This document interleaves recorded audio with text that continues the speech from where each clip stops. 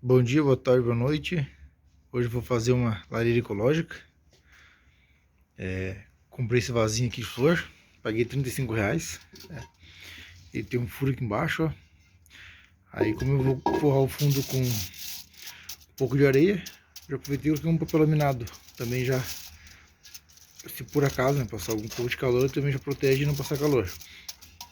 Peguei uma lata de mucilon, cortei mais ou menos uns 5 centímetros de altura para fazer o queimador.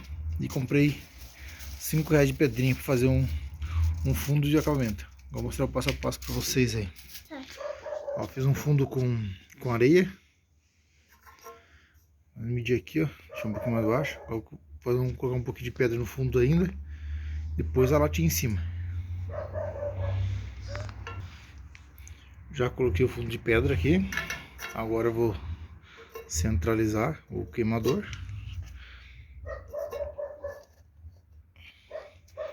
Procurar deixar bem no nível, né?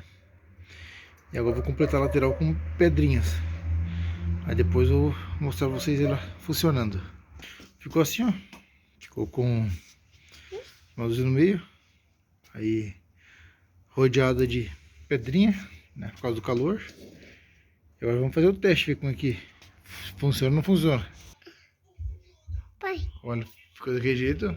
o fogo usa papai. Fogo. Olha o fogo. Funcionou bem e já dá pra notar que esquentou a casa. Pelo jeito esquenta mesmo. Ficou legal, bem simples. Eu não demorei 3 minutos pra fazer ela. Muito fácil de fazer mesmo.